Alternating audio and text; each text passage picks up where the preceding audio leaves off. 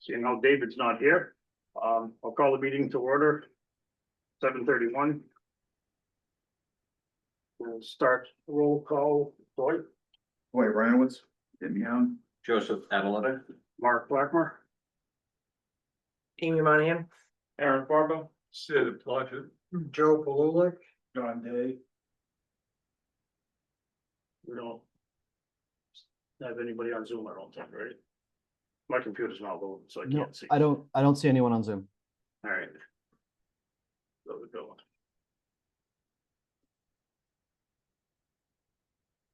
So it looks like we need to seat all three.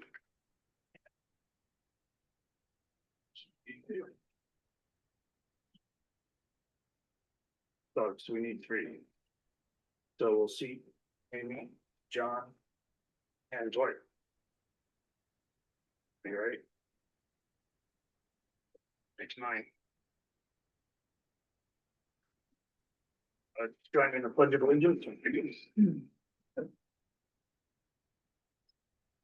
I pledge allegiance To the flag of the United States of America, to the republic, which stands one nation, under God, indivisible, with liberty and justice for all.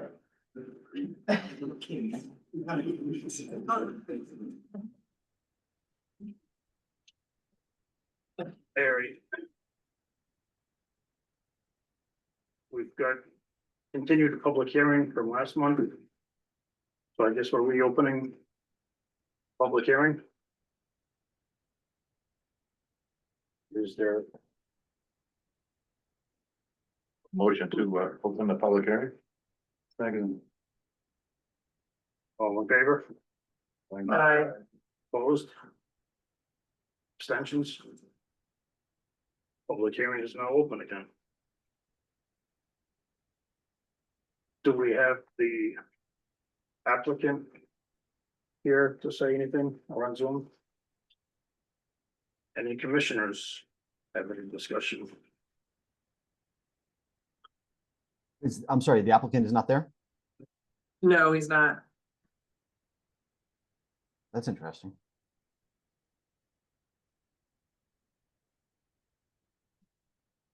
It seemed like at the end of the meeting, when this came up before, that the message came across that this was better to be put off.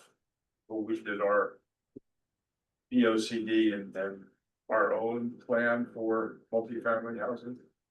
That was kind of the gist of the meeting at that time, and so maybe he got the idea that this was not gonna fly. That was my sense anyway. There was also that issue with the questioning whether the meeting was posted properly, so they decided not to make any motions or decisions on that night, which might have had something to do with it, but it was tabled, not closed. Right, so that's why we had to reopen now. I'm just gonna throw my 2 cents in there. I agree that a lot of this has to do with multifamily housing decisions, like the density and the building size and that type of stuff, but my personal belief is that it should be treated differently from multifamily housing in the regulations because it is commercial and it has the liability and like it's a business versus a residence. So I'm not saying that we shouldn't put it off for similar conversation, but I think it should be separate in the regulations and it shouldn't be considered part of multifamily housing. It should have its own thing because it is distinctly different. And that being said, I feel like we shouldn't put it off for too long because he did come to us with something. So we should be considerate that he is looking for a decision and be careful not to put our decision out too far. That's just my thoughts.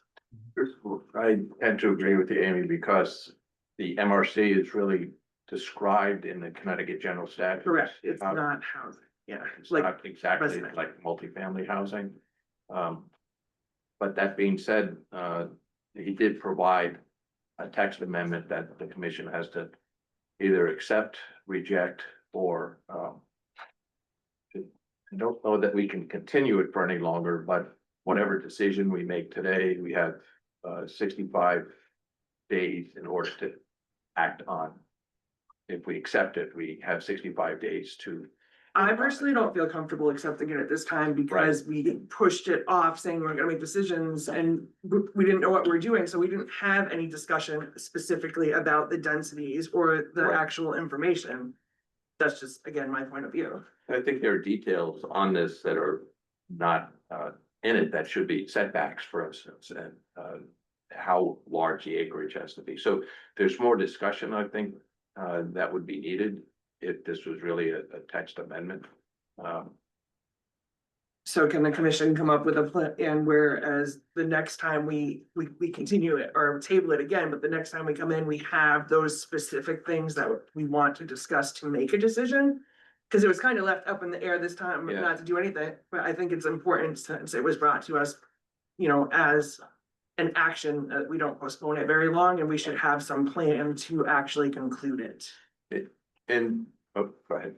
So what would the procedure be? Would he have to come back to us as a continuation and then ask us to continue to consider this? Or? No, John, can you give us some guidance there? Yeah, at this point, and I think maybe it was Joe who said it, it's up to the commission. So we're in the public hearing phase. Public hearings can last up to 35 days plus extensions that the applicant offers. Obviously, we have no applicant present, so there's really no offer of extension. So you really need to close the hearing this evening, and then you have 65 days in which to make a decision. The decision can be, approve, deny, or approve with modifications. So can we discuss it further after the hearing's closed as a Yes. group? Okay. Yes, but you can't receive any new testimony or information. So basically what you've got on the page there, or I can put it back on the screen, is But we could go back through and say, this is his proposed density and discuss it and say, this is the density that we choose. yeah, as long as, and in a case like this, you can really only ratchet in a more conservative direction. You couldn't say, he's offering what 12 units per residential to buildable acre. You couldn't say, no, we're gonna go to 50. Yeah, I don't think we would go in that direction. No. Not that you would go in there, but you can, the modifications really need to be sort of fundamentally was what is being proposed, but tweaks around the edges really in a more conservative direction rather than a more liberal direction. I think it would be, otherwise, if it was significantly different, you would have to have him withdraw and resubmit, or you guys could deny it and submit something on your own that was different. If that makes sense. John, in those 65 days, if we close the public hearing tonight, in the 65 days, can this commission be reviewing additions that would be more acceptable to the commission on details of the text itself? Things like the setback with the density Sure. or? Yes, absolutely. And again, if it's sort of tweaks to what the framework that has been proposed, absolutely. That is, but again, you wouldn't want to bring in, like, after the hearing is closed, you wouldn't want to have me or one of you sort of say, oh, hey, look, I found this in Tolland. Here's a great example that we could, that would need to be information that is being brought in during the hearing itself. But that kind of information could be brought in if the commission denies or rejects this text amendment, then it's kind of a clean slate. And we now know that this is something that might come before us. We can ask for more information from you or on our own to look for this. Right. I think a fairly reasonable approach would be, to deny this, essentially without prejudice, note that this should be a priority for the commission, and take it up at a subsequent meeting sometime soon. Rather than making changes within that 65 days to the regulations to accept this is pushing things a little too much. You need to deny this thing under the present regulations, but then address it. In a timely fashion. In a timely fashion, but we also have no crystal ball here. We don't know what's gonna get thrown at us in the next 65 days here either, and sometimes we can get, bombarded by stuff that we just don't have time to get that done.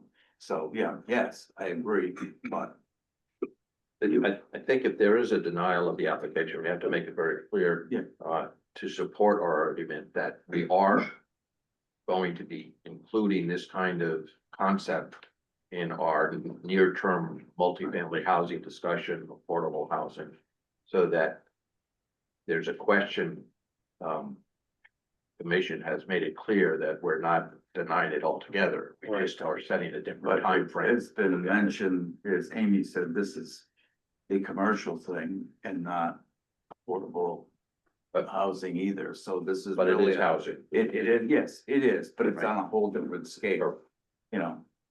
So This isn't, putting ends on electric cords, this is an electric company, right, right, it's gonna, it's gonna be bigger. So I think it's gonna require more. Is there anybody in the public that had anything to say on that topic on the? We've got quite an audience here, so I wasn't sure what, if anybody was here for the public hearing. You'll take it all. All right. Just making sure. Any commissioners have anything else to add in the public hearing?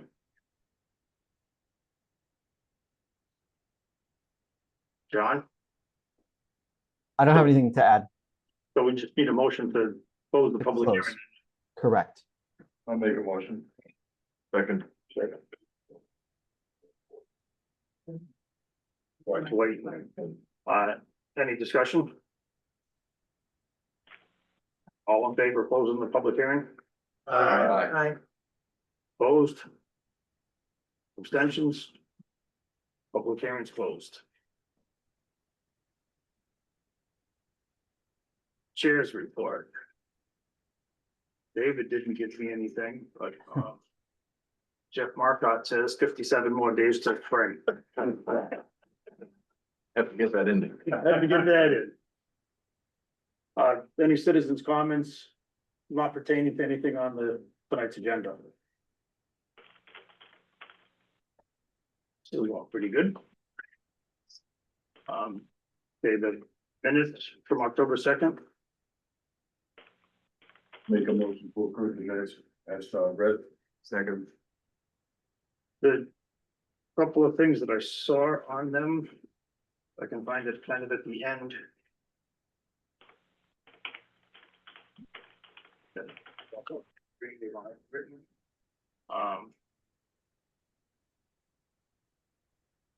The.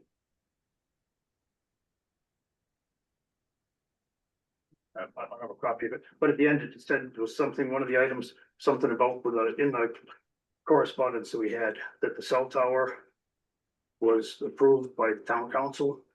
Yeah, communication received the cell tower, the town council has approved. Oh, the siting council. But it should be cited council, not town Cited council. council, okay. Yes.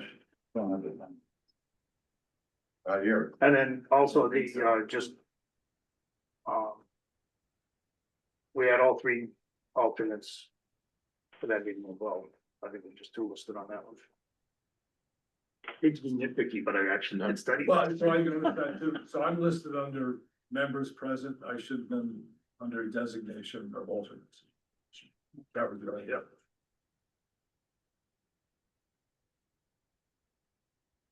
So made the motion to.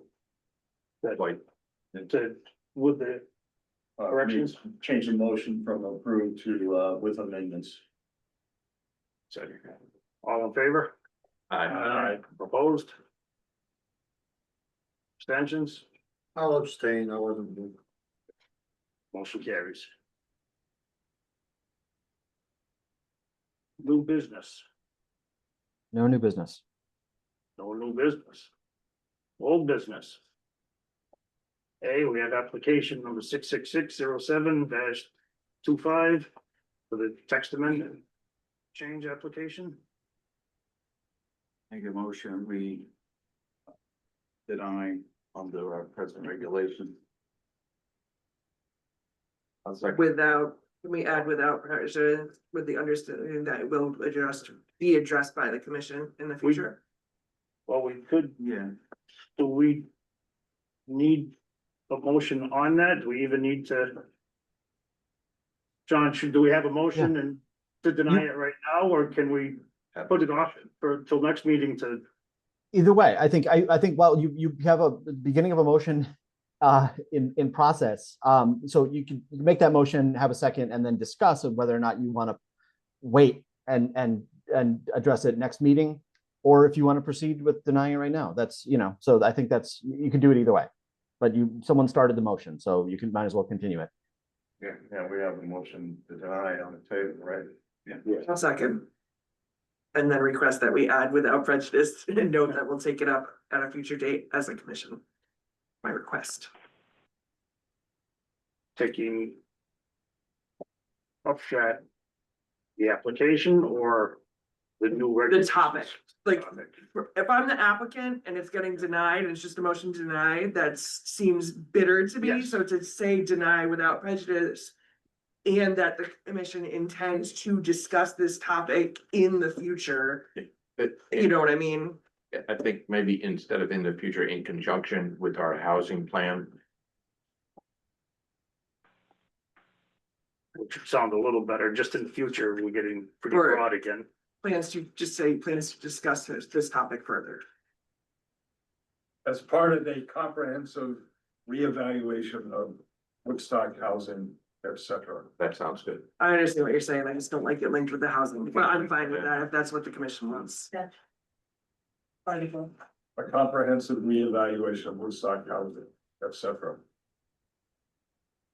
As part of it. So the motion is to deny the application at this time. With, But to reconsider but to reconsider later. at a later date, along with comprehensive evaluation of. But just to make clear that a yes vote is no to the Yes. application. No, Yes. it's great the guy came in, and it's really an Oh, yeah. important topic, and I totally agree with. It is, Everybody who said that. it's a We good need to idea, do it. but we just need a little bit more information and fine tuning of it, I think. Any further discussion? All in favor of denying the application at this time, say aye. Aye. Opposed? Abstentions? Motion passes.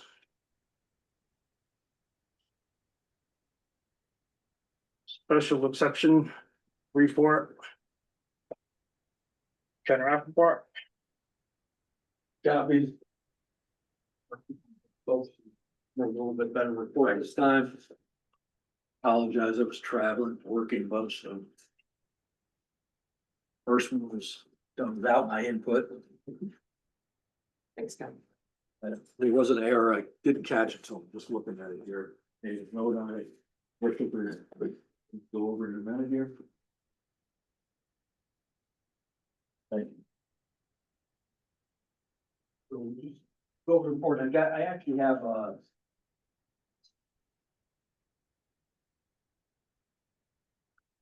so of course, I'm put on each side, this is, have this kind of just talk about this in a minute, just it's kind of back up of what we've been doing. That might be helpful, to give some context to it.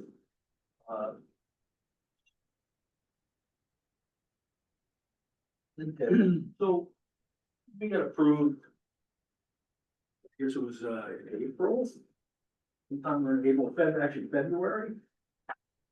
Actually, it was interesting. I went back, so the note I got was this original precog note. The actual one that could file, I actually didn't see it until John sent it to me. I can't say I went to the town hall to look at it, but it's essentially the same information. And I think there's some things we could address, but when we first go over the report, you know, we really, the whole idea here was, I think I talked to everybody, was the agricultural tours, which I understood I didn't necessarily need to get a permit, but I thought it made sense to, as part of the event center, to add it in. So when she actually added up, we did 13 school tours. You can see that the number of attendees, the number of vehicles was essentially one bus in most cases. Though Stanford came up with 2 buses. And actually, if you look at the original, I think we said there could be no more than 48 on these regenerative farm tours. That one actually had 51. You know, you hate to deny kids coming up. I mean, buses could handle like 60 kids, so. The buses from Stanford actually looked like limousines, which was kind of interesting, but they came up here like a actual grid. And I think we were right at 48 for Exeter West Greenwich. And we can talk again what happens, and some of the tours are real small, it's 6 people, small location. So that's kind of the farm tours that we do for the schools, and essentially, in the packet you see, essentially what we do is we bring them up. We have to split them up, depends on how the set size is, we'll give them a farm agricultural regenerative farm tour, and there's information about what we talked about regenerative, so we give them hand some stuff out. You take them on a farm tour, see all the different animals we get in and out. Then we come back and we basically provide them, as a woman makes these prepackaged almost lunch meals, so provide them to the lunch so they get regenerative food. And about halfway through, some of them open up Skittles and hot Cheetos, and you sort of, it's an opportunity to have a conversation, food is medicine. And then depending on time, we give them a tour of the old 1710 house, which they always seem to enjoy. It's on their way, so it seems like that's been pretty easy. There is something, on these events, if we go back, and I don't know if we want to talk about it, we'll talk about at the end, about the things that I think are not necessarily correct in the original stipulation of special permit that we maybe can address here after this, minor stuff. Then we had a couple, what we did is, at least last year in 24, we just did some fall stargazing, and then there's a note in there what's involved with that. They got a farm tour, they got some food at the house, they got a tour of the house, they got to sit out and watch the stars. Again, well, some of the things I will tell you that when some of the groups we were talking to wanted a larger number of people, and we said we can't do it. Like there were some this is Wyndham Land Trust, so I've talked to them. There's a couple organizations that talked about, they wanted more than 50 people. Potentially more than 50 people, and because the permit said no more than 50 people, I didn't, but I mean, a bunch of people sitting outside doing that seemed, kind of low impact. But again, that's what I think that we gotta kind of at least address that or talk about it. Then we did another 3 summer stargazing this summer, and then we really had 3 large events, and really the first one, again, we were trying to be transparent here. We were asked to host a rest site, or, that's on the bottom there, for the Natchog Epic Gravel Bicycle Race. And I believe they told me they pull all the permits and everything. I know they do something up here at, the apples, the apple cider. But anyway, they came up and the bicycles came up, and there were probably about 400 riders, but they don't all come at once. There was 20 or 30 at a time. There's only 2 cars, and we hydrated, gave some bone broth. I think we had some chicken wings, and some of them made it, some of them didn't. And it seemed pretty low impact too. I think they got impacted because they drove through the backfield, wiped out through all the mud and everything. What is the note you put on here again? It says car. Oh, there were 2 cars. There was 2 cars. Big, Okay. yeah. I messed up. I did 400 cars. 2 people. Yeah, I did, she typed it up. But I said only 23 were performing, and that's bicycle. Someone fixed their tires and some air compressors and stuff, so they're pretty happy. And then we did a wedding event that really were personal friends of ours, but I hadn't done one. And as I told the committee, it's not the exciting thing, but I could see, wanted to try to try it out. So that was just in the fall. It was actually a 2-day event. It was an ethnic portion of one night and then a more traditional one on the other night. And there were 61 people. So again, what I learned, they put a tent up, they pulled all, did the permits and all of that, all I'm looking to do is provide a site or a venue. Parking was really not an issue. I did learn quickly that when I called for the constables, because I thought it made sense though, you talk about that because it calls in here for getting a constable at every single event, but it doesn't make any sense. I got 20 people. But anyway, I called and they didn't have time to come, and we had notified on all these things. We notified, it's on the website. In this case, we notified everybody about the proper way to get to the event. And that intersection of Taylor Corner is not a good corner for anybody. So we really didn't have any issues. I did talk to Constable, and he said he needed 2 weeks. So honestly, it's just oversight on my part. So if we have to do that in the future, I'm hoping the interesting thing is, there was a gentleman at the wedding who was actually 20 years at the Vermont DOT, and now he got a large position down in he's a part of the US, part of transportation. And he went down to the corner with me and he gave me, so I'm gonna go over to town hall. I don't know who I would see about that, but gave me a pretty easy layout, the way to fix that corner for once. He goes, yeah, you can do this. It's not a lot of, he said, anyway, he drew me a picture. So I think there's some validity, because I think that idea of having constable sitting there for 2 hours ahead of time was something I offered up, because I did that when we had larger events, personal events of 150, really people or more up there. I just did it because I didn't want anybody to get hurt, and I didn't have a way to contact all the people who were coming there. Those are earlier events of the person. Again, and I did, in this packet that you guys pass around, I got a couple neighbors. The two closest neighbors I could see, I contacted them after this wedding and said, because that's the other thing was, they wanted a DJ, whatever, there was some ethnic music one night, and the other night there was some dancing music, blah, blah, blah. And both those people said, yeah, it really was an issue. They, one of them said, we wouldn't want it Saturday, Sunday, they wouldn't want it a ton of time. I don't think I'm asking, we did 10 events here that we thought about. And I guess, that's probably sufficient. I mean, some of those smaller events, the ones we did, which was 20 people, it depends on how it worked. I think 10 is probably fine, for the year. I'd like to see, honestly, more. I think I really got to get to the 100 below, because there were some people who were talking about weddings and they got more than 50 people. And the reason I'm doing this part is to support the agriculture education we do. Like any farm, we're running, what do we do? We've got 1,700 layers. I got 8,000 broilers we did this year, 120 sheep, and close to 90 hogs that we did. And those are numbers, big numbers in theory for livestock in New England. New England, I think, is the percentage of agriculture here, livestock that's eaten in New England is only 0.6%. There's just not enough way to do enough livestock to support a really profitable enterprise, or at least an ongoing one. So something like this, if we were to do 10 events and pull down 10 grand, 20 grand for the event, it would really help, obviously, the economics of what I'm doing right there. And I think the educational components, I'd like to see actually, not that we only did so many, we're promoting. It's hard to get the kids to come to these tours. And one of the things I think is interesting today, we actually are running what's called a Healthy Habits program right now, where our first project's actually in Elizabeth, New Jersey, where we have an online nutritional, self-paced nutritional program that we give to the teachers and all the parents. We actually are looking at an incubator in each school. We're looking at having a company by the name of Green City Growers out of Boston. They're supported by Tamara and Antrell, one of the biggest produce providers. They're actually out of California, Central Valley, and they're doing vertical grows and raised beds. We then have a company by the name of Thailand out of Chicago, which has created a curriculum for pre-K all the way through 12 that deals with basically food and agriculture, and they give them curriculum to the teachers to teach, and they also give incentives to the teachers to see, continue education. This is really cool. And it's all been publicly financed, so they're going to be using that. And the last one, we want to do what we call community livestock farming, to where the kids would grow 50 to 75 chickens. I've got those over in Sharon, Mass. So we're really looking at 4 sites.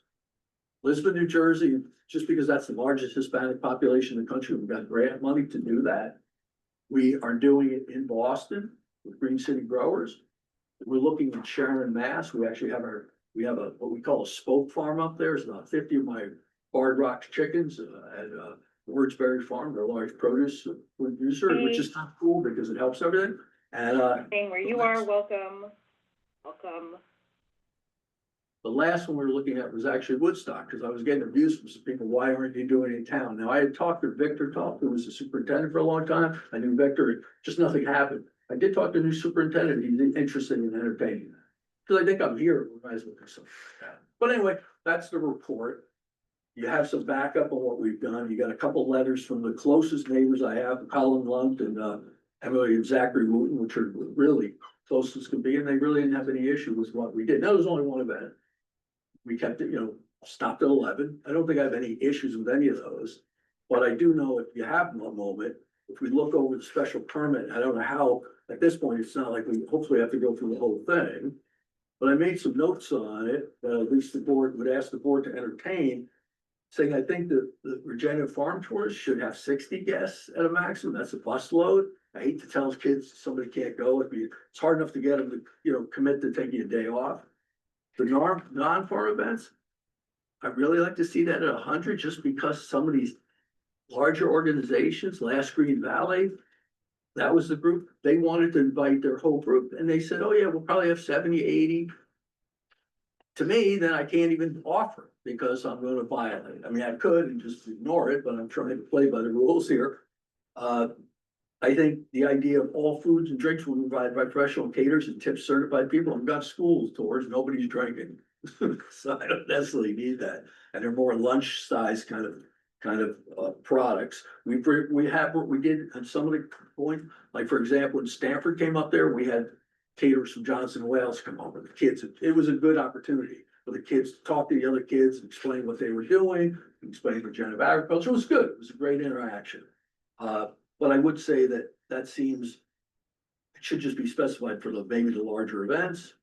The idea of a constable down here, to me, that's sort of, I think everything went well this year. I don't think that's necessary. I would like to see it actually permanently fixed with what this guy told. It was pretty easy.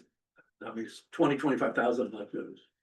It's not a ton of money, and it depends. It could actually be done by the town and not the state, or maybe they have to deal with it, but it would be a good solution. Other than that, it's really, those are the only things I have. Otherwise, didn't have and we really would like to get something. If I knew I could get up to 100 people, we would advertise more or go to some of these things to offer. People have contact with weddings and basically had that say no. Because all of them had more than 50 people. So I worked, we spent probably $15,000 going through this rigmarole, the engineers and people screaming at me. It's all nice, but I don't think anyone's said, I don't think there's been any complaints from my neighbors. But any questions on this? I don't know, do commissioners have any questions? Aaron? So first off, I like what you're doing. I appreciate that you give farm tours and education to kids and everything. I do appreciate that. Your one event that you had, the wedding on the 5th and 6th, I live about a half mile as the crow flies, and I heard the music inside my house. And I know that there's neighbors on my road that also heard it and were not happy with it. So we could hear it. It was pretty loud in the neighborhood. I can tell you that. So even though your closest neighbors may have been okay with it, I don't know how the speakers were facing or whatnot, but in my direction, we could hear it. And I know some of my other neighbors could too. So the amplified music was pretty loud. Other than that one event, I haven't had any issues with what you're doing down there. So I guess I'll leave it at that, but I mean, for your regen farm tours up in to 60 people, I think I'd be okay with that. Non-farm events, I think for non-wedding events, I'd probably be okay upping it to 100 people. Weddings are another story, and I think we need to break that out as its own separate entity and deal with that separately, because I don't want to lump that in with non-farm events if we're allowing 100 people, but that's just my thoughts as of right now. Joe? Again, really appreciate the more detailed. Last time, it's impressive to see 13 farm tours that you gave to the different schools and students, so that's very positive. Overall, there were like 19, 20 events in this time period. Are you looking forward to expanding all of these? And maybe we could start with the farm tours. Do you expect to double the number of farm tours because of the interest that you've seen generated based on this? I'm just trying to think, this volume seemed to be okay for last year. If it continues to grow, which is part of your charge, to be successful, how will that growth impact the area and the traffic and the concerns that were raised during the initial public hearings? Sure, a good question. I think farm tours, really, to me, they're one bus going up there. So it's really low impact. Right, We'll take as many I'd like to do as many farm tours as they can come. It's hard to get to schools. There's budgeting, there's all that kind of stuff. There's time, teachers already stressed out. That's why in some ways, this Healthy Habits program is about moving the chickens and moving the produce growing right onto the campus or onto the school. Now, if we did Woodstock, they're not gonna do that. Or, I mean, they don't have the money for it to do a vertical grow. They don't have, Okay. but they could come to the farm. So I would say the number of tours, those, we'll take as many as we can. I think they're low impact. they do seem to be low impact and you could easily double the number, I think. But yeah, if they'd show up, right, if we Yeah. advertise, and we not advertise, but we talk to the schools. It's just tough to get a day off or 2 days for them, whatever they're gonna, And I would agree with Aaron that going up to 60 people for those farm tours seems very reasonable. I guess I would still have the concern about larger events, 100 people or more. Yeah. For weddings, and you said even 100 may be too small of a number for wedding events. And that becomes the issue of how many you have. If it's only 3 or 4 a year, I don't know that would be unreasonable. But if it becomes much more demanding once every week during the season or fall season or wedding season, it may become more of a concern. I think we're limited to 10 overall. Well, and I'm not saying there, honestly, I can't stand the weddings personally, but from an economic standpoint, I do it. I think the stargazing, some of that was really cool and fun. We're in the North Green, last Green Valley, I would say I had my own personal events up there, well over 150 people we used to have up there. It impacted nobody. Of course, at that point, all the neighbors came. So, but we didn't seem to have any issues with that. I would say music wise, I understand that, but I mean, as that, this is agritourism, and the reality is there's a depleting number of farms, period. And Yes. we're trying to do what we're doing is really, I mean, literally, Jay and I just drove down to, we can now, the place up in Maine, the processed chicken went out of business. Now we're driving down Balfour Road in New Jersey, Right. leaving at 1 a.m, get down there by 6. I mean, that's it. So you're, those things that we're doing are important because with everything that's going on in DC with food is medicine, all the stuff going on, this is really can be a cornerstone. I think what's interesting is it's getting a lot of press, a lot of publicity today about what we eat. And I think the kids, to change things, they have to see what's going on. And to be able to do this, whereas I'm funding a lot of this myself, and I appreciate that people like that I'm doing, but I'm trying to look at a businessman to say, economically, how am I getting the thing to balance out? I'm not gonna, certainly, this is not AI farming. There's no big payoff on this thing. It's just a lot of work. And the return is intrinsic that we're gonna say from society, start to get people to understand what they're eating and its impact on a lot of stuff. I would say there's music coming out of the winery. I hear up there, I hear cars on my road because noise travels up, not necessarily down.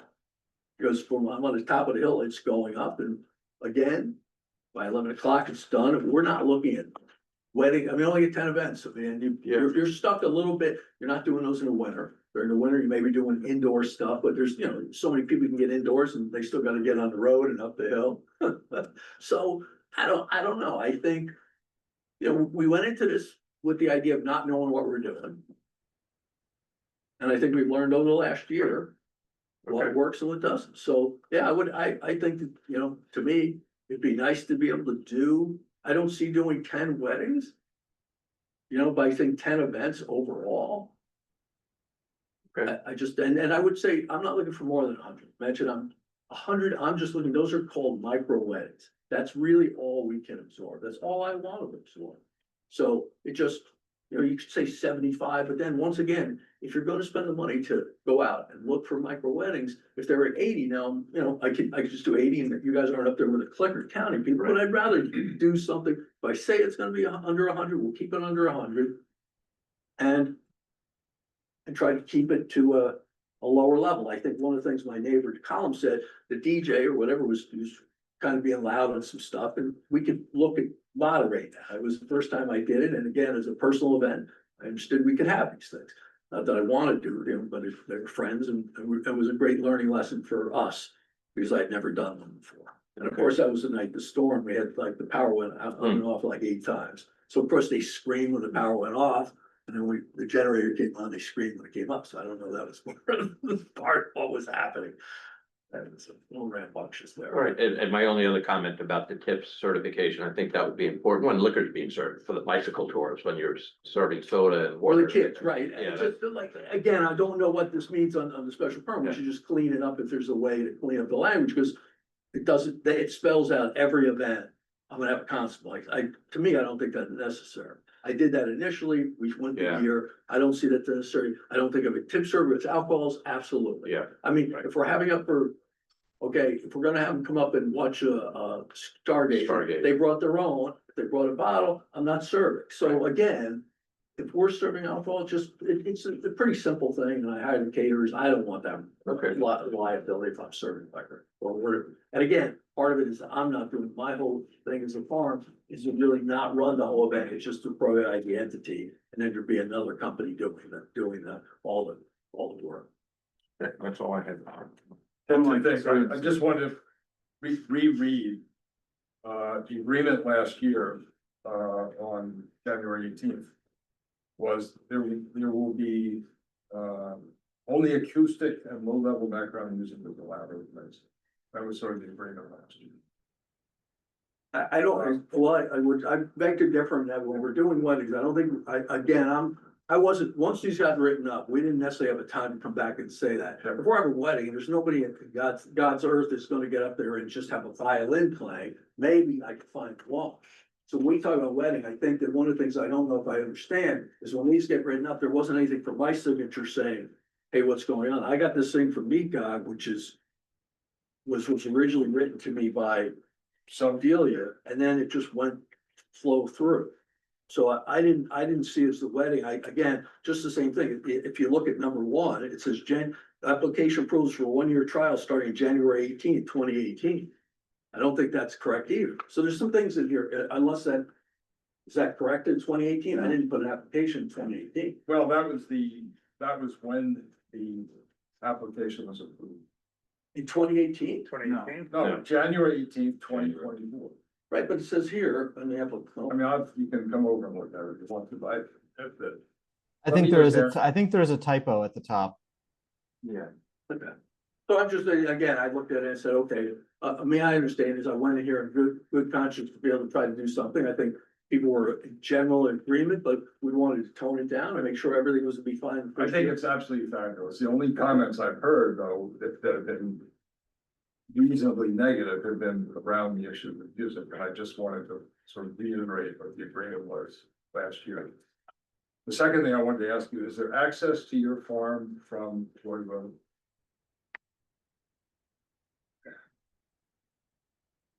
Not to the farmhouse. There's a farm road and you can't, basically farm vehicles I have permission to go through Calkins Road, but Calkins Road ends.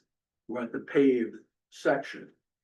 Then it really crosses an area which really are not gonna be crossed by vehicles. So what you're saying is it's not practical. The reason I ask you is I did the gravel ride a year ago. And we came in through Joy Road and then went down through Hawkins, came out Pulpit. There's that. This sort of past goes year, the down year the hill. before. This To past, 24. right, they went through, so what they did is the first and 24, they went through Calkins Road. But that was abandoned because of and there's wetlands. Yeah. So as a bicycle, it's fine, you can't be taking cars there. This year, what they did is they went across there rather than going through the old road. They went up to the top of the hill and they saw the view and they stopped. So I'm just asking, it's not practical for you to establish an access to your property from Joy Road. I know, I don't believe any, and I That was similar. don't believe that. One of the concerns when we originally talked about this, and this relates to the constables, was the concern of exiting on Taylor's Corner.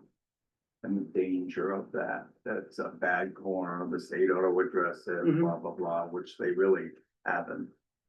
And the constable issue was more to divert traffic the other way, so that we didn't have the influx of traffic going that way.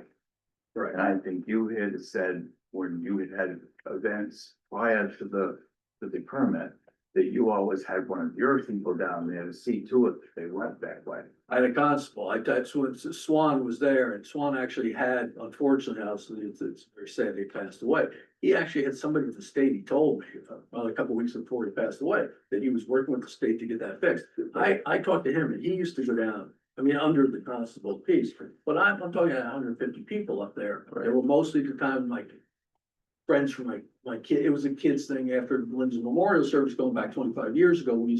They enjoyed the memorial service, which I didn't enjoy. Well, my point is that if we say that we only need a constable if there's gonna be booze tipped, what about a larger event in which there's nobody there to say traffic goes this way? Well, maybe I'm a little confused. The danger rate is coming in off of when you're coming west or eastbound on 171. Right. People go straight across there. That corner's, I mean, just recently there was another accident down there that had nothing to do Right. with crossing. So that intersection is based, this is not, to me, the problem with that corner. It's not directly attributable to what I'm doing there. It's a problem and it should be addressed. And as I've been in this, talking for years about that getting fixed, and I think I actually have a viable solution that maybe they can take back. But I think the other thing, when I talked to the constable, what we did, again, I should have given more time. He was a little concerned. He felt like he needed two people down there because you're not really stopping traffic. I just thought, honestly, a simple solution. And I've always said this, where there's a big old sign that says no entry. And underneath it could say from 171 eastbound, and people coming that way that were foreigners to Woodstock would look at it and would say, oh, no entry, and keep going, and their little GPS would recalculate. Right. And the people in town who want to drive through there to get to the transfer station would go, okay, they would know that the proper way to turn on to there, which is turning a corner and then going in.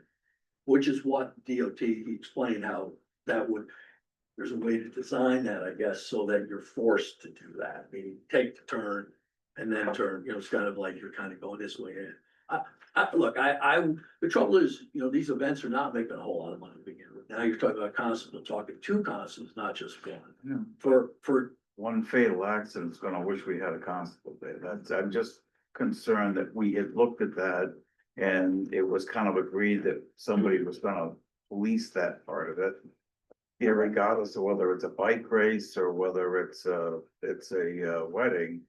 I guess that's my only concern, that here we go ahead and approve that and kind of delete the constable thing and then something happens. Well, if we want to specify for weddings where if you go up to 100, I'm more than willing to compromise and say, well, for 100, we'll definitely get somebody down There there. needs to be a car limit or something like that. There's gonna be more than 15 cars, 20 cars. There's gotta be somebody that's responsible for traffic flow to see to it they don't have an issue, or there's gotta be something specific about the way they're going to approach, your place and not. Well, we have it on the website. In this case, what we did with those smaller events, everyone's coming, when we had 15, 20 people, they got an email, they were notified, please, people are aware, no one wants to die. So we're saying here, this is the safe way, go to our website, you see the way it is, we remind you again, look, man, you can't fix stupid. If someone's really gonna do that, they're gonna do it anyway. The constable, I don't know what two constables I would like, now when I have more time, if we could, after this meeting, I'd go back and talk to the constable and say, how are you gonna have two people? One on each end? I mean, it's dangerous for them, I suppose, being out there. The corner needs to be fixed. And I actually have a viable solution, so I don't know, I'll find out who I talk to here to Good be a luck with the solution. state. What's that?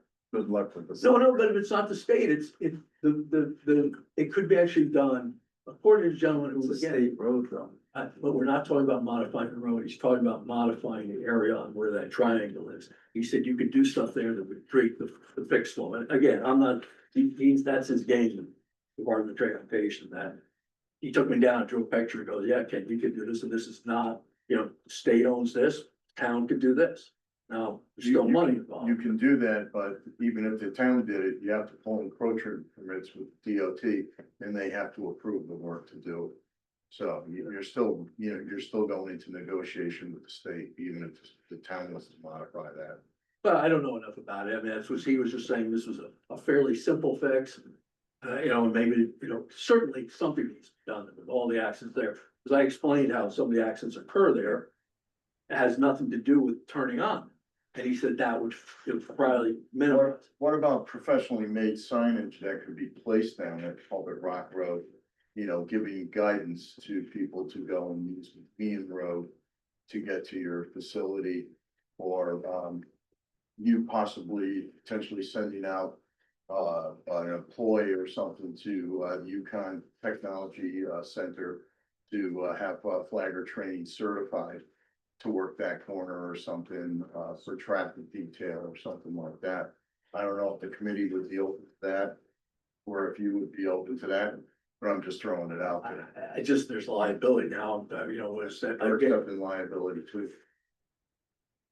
We're having constables down there and there's potential people taking that road. And we're But isn't that liability all the time?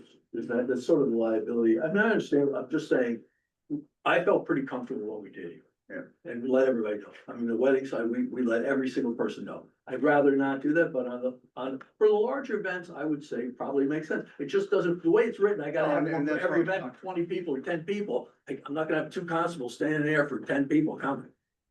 I mean, I could, but it's just, now it was, not worth doing any of this, because that makes no sense. I mean, you could argue that. And again, it was 28 cars when we had 61 people. So it wasn't, most people came 2 or 4 or 3, 2002, because people are going to weddings with someone. Sometimes it came to 4, or there's 3. So there weren't a ton of cars, and parking was, you had plenty of room up there, so. Sid, you had a question? Yeah, so on the same topic, for other events in town, and unfortunately, I can just think of the East Woodstock Jamboree and the fair, where constables are needed. What kind of triggers that decision? Is it the selectmen, highway department? Who makes that determination that somebody comes in, not before P and Z, but front desk, says, I want to have this kind of wedding, let's say. When are constables needed and how is that determined? Somebody, I think it's determined by permit through the town, through the selectmen's office, so I recall correctly. I think they're the ones that make the decision, the amount of people that are gonna be there, like voting, for example, or like you Yeah. said, the jamboree, right? the amount of traffic that's gonna be there. Someone, if they have some kind of track record that can give us guidance here. Because Ken, looking at your first event, rectory school, 1 vehicle, 9 attendees, I can kind of see why it's maybe not practical to have 2 constables for an event like that. For a wedding of 100, maybe 3. So I think it's scalable, or maybe we could provide some guidance when a constable or constables are needed. Good point. That's something we can look into, certainly. And I can ask the selectmen, the DOT, if there are other entities that help determine this, that we could look into that. Can I ask a quick question? Because obviously there's a major gap in my historical understanding of what's happened on 171 and Pulpit Rock Road. Has there been any actual intersection studies? And I mean, so NECOG helps control and disperse what's called lot SIP funds, which is local transportation improvements that are meant to help communities with intersections, corridors, and things like that, particularly where state roads are involved. Has NECOG offered to look at solutions here? I don't believe they were ever asked, John, that I'm aware of. But Okay, yeah, but I did submit that location in their study that they just had though. right. So that was one of the locations that I put in our town that required attention, Right. so. But so I just corresponded with Jim Larkin, who's the deputy director there and manages their transportation grants, about potential project in Sterling, because they asked me, and he said right now NECOG only has 1 pending lot SIP project down in Plainfield, I think, and is going to be finding out what their you know, they get state allocation for transportation, you know, designs and stuff like that. I would think we might want to advance this as a potential intersection redesign project. Because it's, you know, this certainly shouldn't fall, you know, squarely on Ken, just because he wants to do something on his road that he happens to live on. And it's, you know, it's a town and state problem that he's carrying the brunt of. So Yeah. would you need a motion for? Like, No, I mean, if you know, if the commission is, you know, generally agreeable with me making some inquiries, I can make inquiries. I'm not, you know, dropping an application off tomorrow. But if this is something, you know, I think, again, we recognize this is a state problem, this is a town problem. Maybe we should do something about it. I think that's a good idea. And also because we're here with the applicant looking at the special permit with some suggested adjustments to it. I would like to see the commission review the special permit conditions after John, if you're able to get some information from the selectman's office about what Sid was talking about, how our constable deployment determined. I think that could help the commission look at some of the aspects of the special permit conditions, whether it's raising the number of people on the farm tour, cleaning up the language about when tips certified servers are needed, things like that on the special permit conditions, I think would be helpful. If there's a process that the Jamboree, any of these events, whether the concerts up on the Woodstock Hill, any of those events are coming for the selectmen to have determination of what's needed for constables, then can this be put in there as that as well? Right. Gonna have 100 people at a wedding, you come before the constables. Do they You have don't that, make do they have it, they have you down at the winery? Do you have them at, I mean, how many people are coming into, I have no the clue. people at the Treehouse Brewery?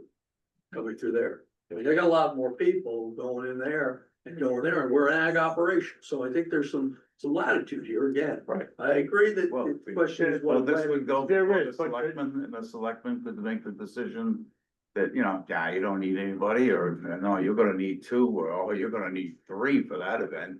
But Why there's are a we little- making that determination now, or why are we opening Pandora's box to say, hey, look, you know, you know, the sky's the limit, you know, maybe someone else should be making that determination on a case by case basis. Instead of us, you know. and does the selectman already look at it for like the tent permits and everything? You know?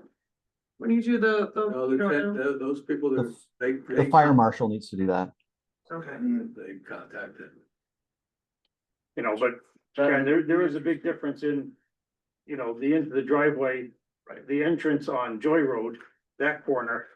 Versus, that isn't really a blind corner, if you're coming out of Treehouse.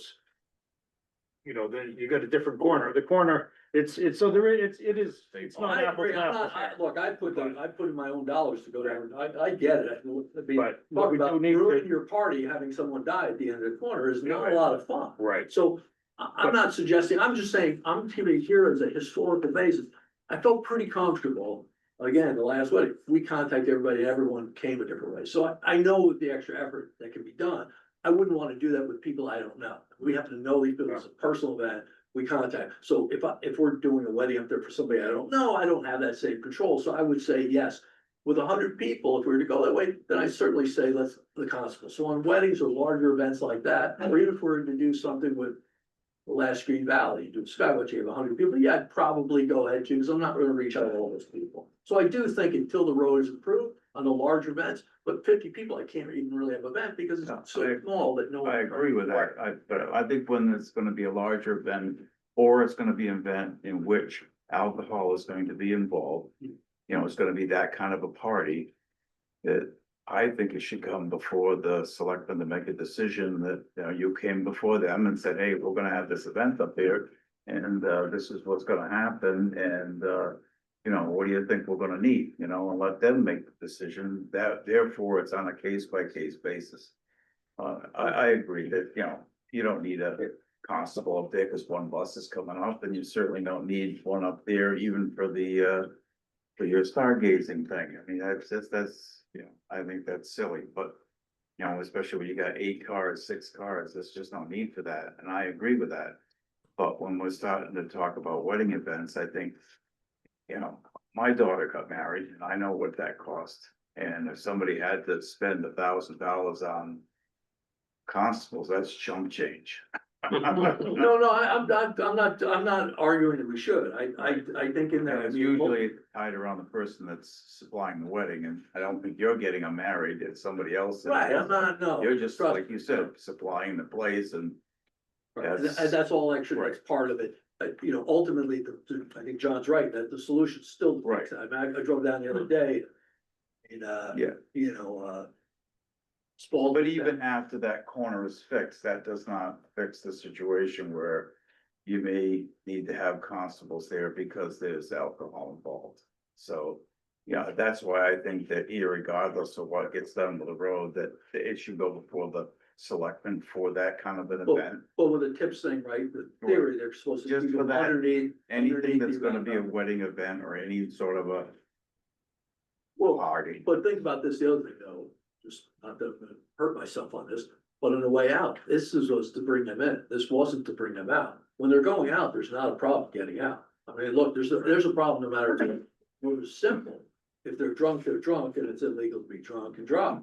But what I'm saying is, on the way out, there's not a problem. It's really, Right. the only issue is coming across that road there. And that issue is honestly not just in parties, it's, when I see, HVAC technicians and people go into people's houses and I see them drive across there and they pull over and I pull my window down. I said, do you know what you just did? What do you mean? They said you passed there without any idea who was coming around that corner. Yeah. I mean, it literally, I see it when, Christmas time, on Christmas. it's just, I think as a town, that's why.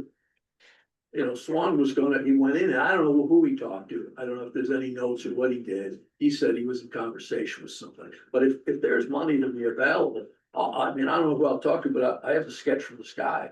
It was pretty, this guy's kind of the top of the Department of Transportation, at least I know probably Connecticut DOT wants to do it their own way, but at least start here. Here's a suggestion. Ken, is that something you could share with me? Sure.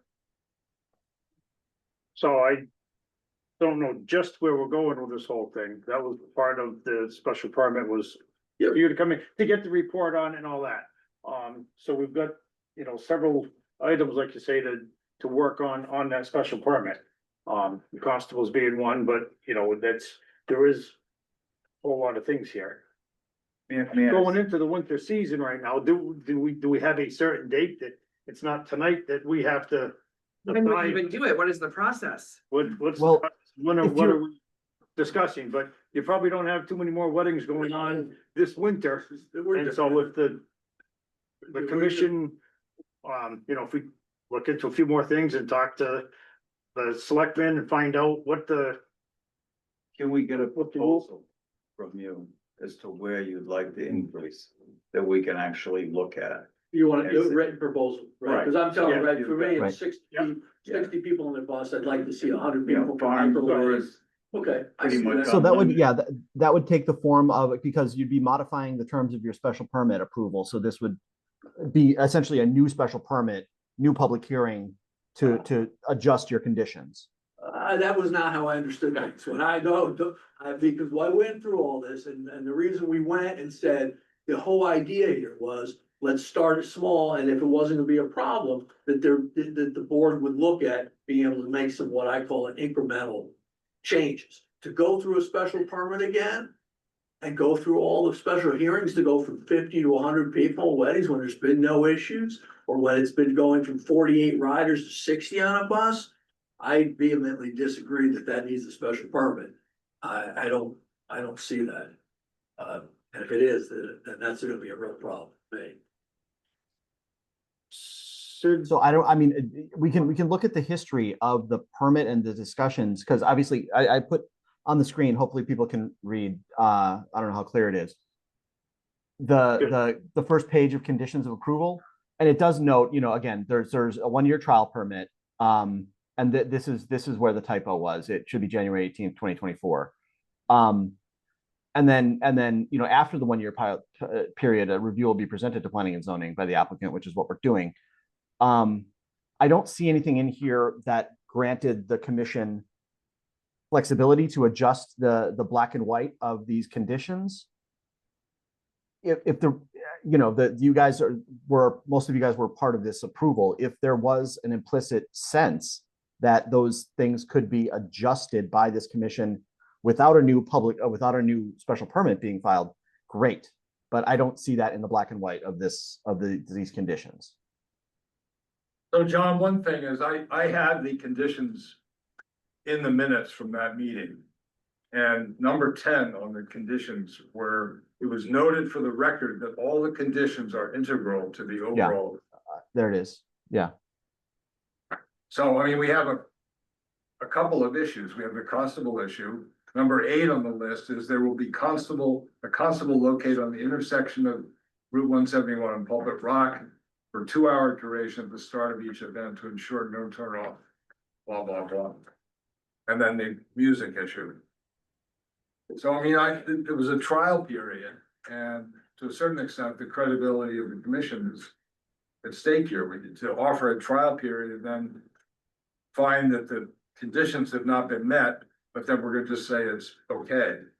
Seems a little odd to me, I guess. Can we look back to meeting minute notes? Because I was sat through all these things, and I know there was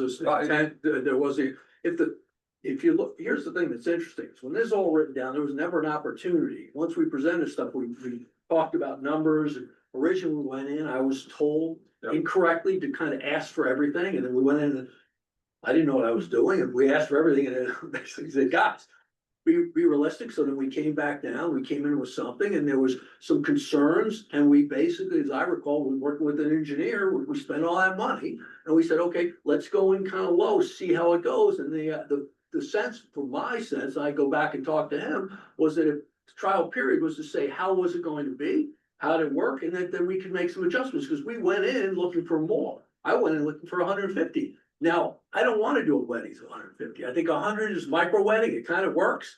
And events, even we were stargazing, again, last Green Valley, we'd like to have somebody up there where there are more than 100 people. Or more than 50 people that want to come to an event. They can't, as a nonprofit, hold an event with 50 people. There's just not enough economics to it. So Ken, the basic deal is, this is a wonderful thing you're doing, but we just need to do it. It needs to be done right and according to the rules, and, I don't. No, but I understand what I'm saying. What I don't understand about the process, we come in, presented, had this conversation, we can go, I'm assuming all this is recorded, or I don't know if it is or not, these recorded. So we come in with one understanding, this gets written, and we never really had an opportunity, at least my understanding, we got this, to come back and say, well, that's not what we agreed on. This is kind of, it gets written, I get this thing from NECOG, that's the only thing I got. This never came till later. I got this thing that was signed in March. This was not something that came to my engineer or myself and said, is this what we agreed to? And my signature's not on there. I'm like, okay, The minutes are available on the website of the town. well, I'm saying there isn't. I'm just going, to me, look, well, it is what it is, right? I do not, from my perspective, I clearly understood that this was a 1-year trial to look and see, and that those numbers we adjusted. That's why we went down with the numbers, to be reflective and cognizant of everybody's concerns. We had the people here that said, and how was it? How many complaints have you gotten in the last year? How many people have screamed and said this? Now, we haven't had a lot of bigger events. We had one. And I stayed as gentlemen, some people they wouldn't want that every week, every night. But we could have parties up there every night if I wanted to do it my as a personal level. It's nothing prohibits me on my property to go and do whatever I want to do. Well, this is a for-profit thing, but again, I don't know, seems, well, I guess I'm trying to be reasonable, transparent about what we're doing. And I think that as an ag, I mean, look at what, Treehouse Brewery came there, it's kind of interesting as an ag, you have agritourism, there's some rules and regulations going about what, there's a big push to allow farms to have an agro-tourism component because they need it to survive. If I can interject here. Sure. I think, there was a sense, because it was such a significant activity on Pulpit Rock Road, and there was a lot of public input. The commission was concerned about how it could actually play out. And in my mind, the view of a 1-year special permit was actually a very good approach, because if it had to go with a standard special permit, I think we would have been a lot more restrictive in what we were doing, because the applicant really didn't have a good idea of what this activity would be like. So my feeling when we went with a trial period for the special permit was to give the applicant a sense, how did it work out? What was the impact on the community? Would it be okay? And at that point, I don't think I would have been uncomfortable to tweak some of the terms of the special condition. And maybe the language, trying to do it on the night of the permitting and the decision, could have been a little clearer, saying that, after a 1-year trial period, the commission will review it and make changes as necessary. Maybe that could have helped clarify it today, looking in hindsight. So personally, I don't have any problem with looking at the list of special conditions, not at this meeting, but when we get the list of special conditions and the input about this determination of when constables are needed, I think we can have another discussion about that. That's my feeling. I agree. Sid?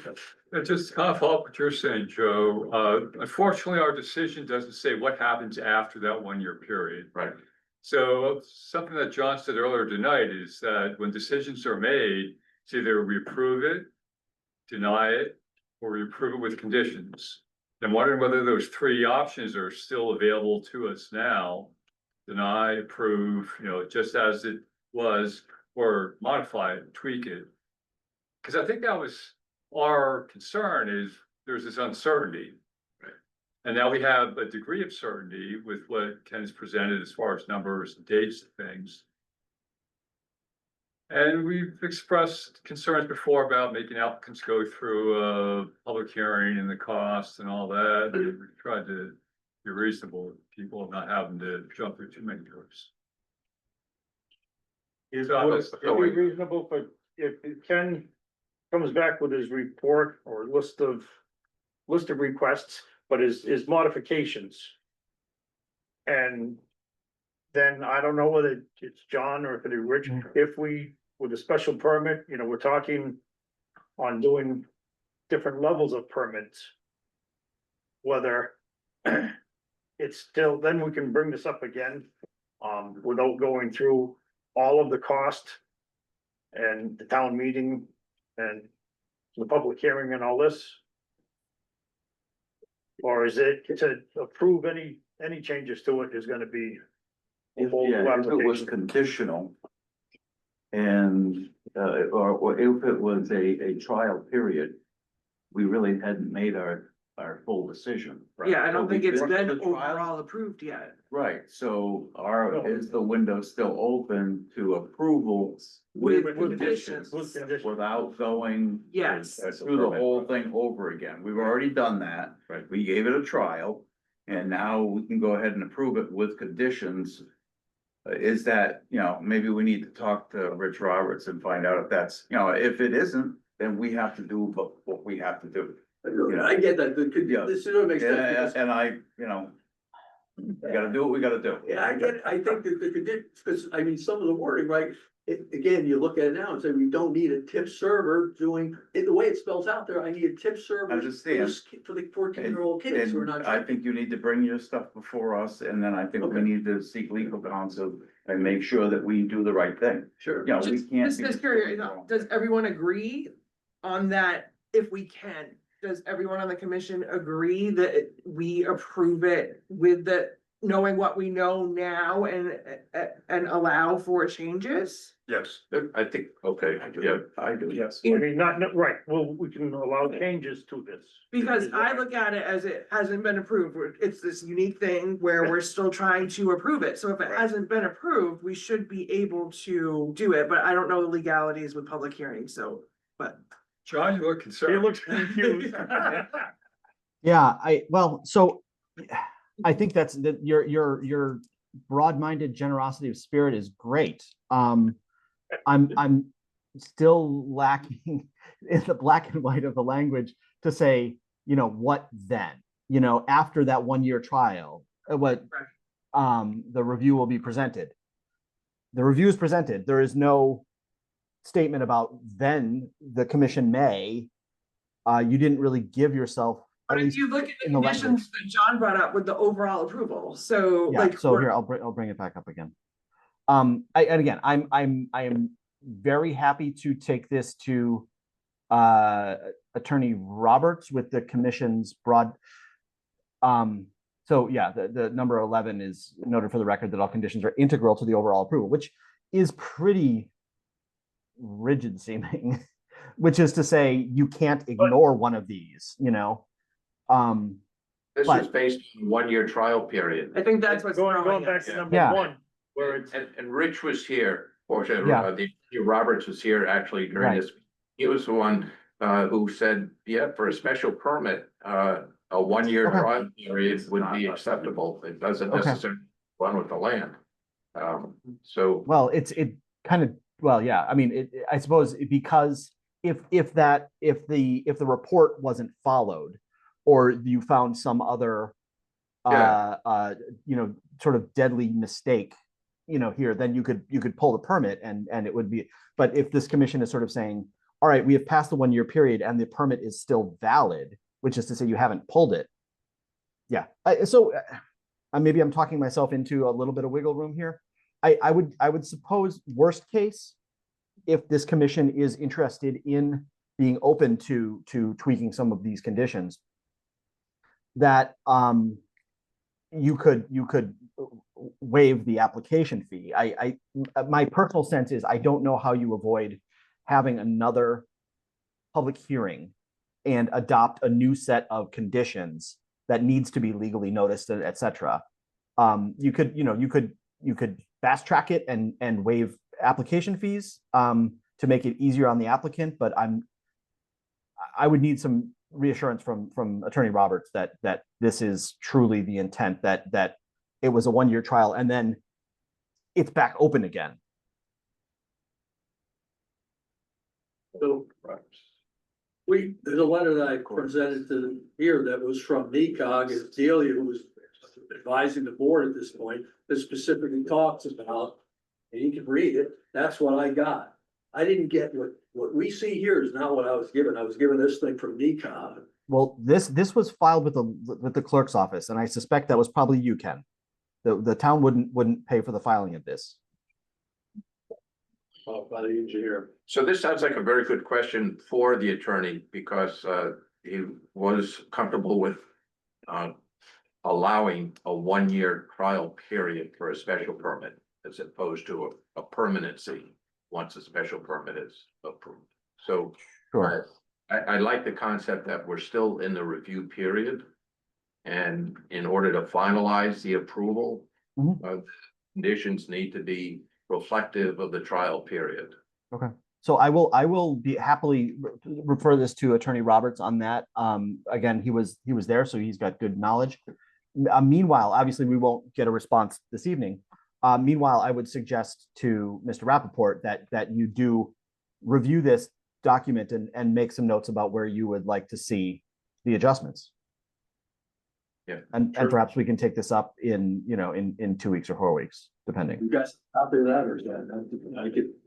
I haven't seen. Let's hope that they don't follow this. I'm sorry, Ken, what was the question? Ken's asking for a copy of what you had on the screen. Is in a. Oh, it's in your email, Ken. I've started to do a couple of times. If the special permit is not recorded in the land record No, we within don't. 6 months of the date of approval by the commission. And Dan Mabel. I don't think the commission got that. So That- that would tell me that this is either null and void or a special permit has not been filed. I At have this to point. read that. I think there's a lot of stuff going on here. So there's a lot of questions, so. Wait, there's some question about whether that approval is valid? I don't know. He already has it, he was copied on. I think we'll let him take John, care of you're, this. you're already copied on this letter from February 2024. The I am? decision, it was a Dear Ken letter, and you're on there, is it John Piskowski, CEO, from, February 2024. Oh, you were acting CEO. Oh, acting CEO. Yeah, I'll be honest with you. I didn't pay that much attention to special permit stuff as CEO. It wasn't my gig. But you know, so you see up here at the top, this is pulled from the clerk's office. This document was filed with the clerk. It is on the land use records. And so someone filed it. Okay. And it's not generally in the custom of the land use office to file special permits for the applicant. I'll send this on to you because it said the final plans with the addition of the approval details. Date of approval along with conditions must be reviewed for compliance. Following our review, we'll notify you of required changes to this final plans if necessary on paper. So, Okay. Yeah, I think we just need to get some clarification and revisit this at the next meeting. Can you send a copy of that letter, to John again? Yeah. So you can send it. Thank you. Okay. All right, I think that's, so Ken will send that copy of that to you, John, and then. those And then two I'll guys- bundle it to Attorney Roberts. Sure. All right. Moving on. We've got, more discussion on the multifamily housing regulations. Are we? Sure. So it's really up to the commission how much energy and focus you've got for this. But I wanted to I put so on everyone should have a copy of the planning document consensus principles, and if you flip it on the backside is so that the consensus principles and the potential framework is stuff we talked about last time. On the backside, I started to try to flesh out the individual categories of use. Oh, you've got it. Actually, I don't need to put it on screen because you all have a copy there. To sort of move the ball down the field a little bit in terms of regulatory structure. So I started. So if you see, big 1, 2, and 3, I was trying to conceptualize this multifamily approach in sort of 3 buckets. One being sort of the as of right small stuff.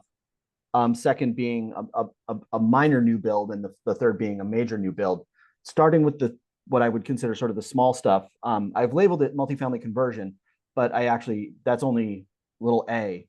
I added a couple of other elements to consider. So some of the things that I would propose for conversation would be sort of these small multifamily. Number one would be conversion of existing large single family structures into multifamily. That again, I'm proposing, recognizing that this is all significant change, and I'm happy to hear pushback. But stuff that I would propose to be allowed as of right, which is to say administrative, no special permit. So again, conversion of a large structure into multiple units. I put a cap on 6, which admittedly is somewhat of an arbitrary number, but it was just trying to do the math of if you had a 4,000 square foot structure, what would be the maximum you could really get out of that reasonably. But with basically only a couple of conditions of review, which would be that you'd have sufficient offsite parking, and the state has caps on required offsite parking for multifamily. So I basically pegged it to one space per bedroom, minimum.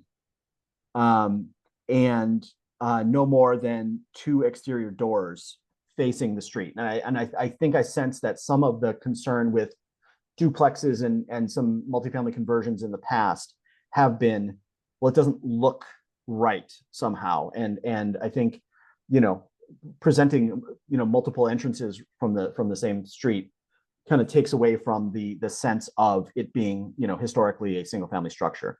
So trying to address that. And then I put in, following that, 2 categories of what we would consider essentially missing middle housing. Is the town has already made the step of allowing accessory apartments. So you have already basically stated that you're okay with 2 dwelling units on a single residential lot. And so to get to B, which is a full two family without a square footage limit on the accessory structure, again, as of right. But that would be part of a single family structure. It would be 2 units in one building rather than a primary house and perhaps a secondary cottage. Secondary cottage, be the accessory apartment. There is a square footage cap on that. But in this case, it would be 2 units in a building. Say it's single structure, 2 dwelling units with the same caveats. One off-street parking space per bedroom, and the exterior door limit. So again, if you're doing a duplex, the presentation to the street is, one entrance, one unit essentially.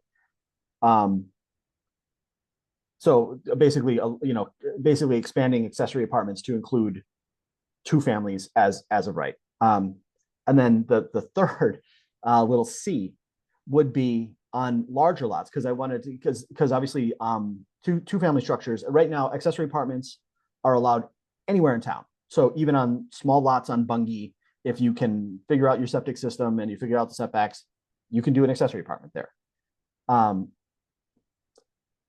For more than that, and what I have up to 4 units would be only on larger lots, your traditional non-lake lots. So again, this is just a proposal, but any lot that has at least 2.5 acres could do a 1, 2, 3, or a 4 unit dwelling, or 4 dwelling units on that single piece, following public health code, following public safety code, fire code, building code, health code, all that stuff. Again, with the appearance of, broadly speaking, a single family, a single exterior door facing the main street, and sufficient off-street parking. So this is, I'm throwing it out there. I recognize this is a significant philosophical change. It doesn't necessarily mean that there would be a significant on the ground change, but this would dramatically open up the housing potential in Woodstock. And I'll stop there and be happy to get some reaction.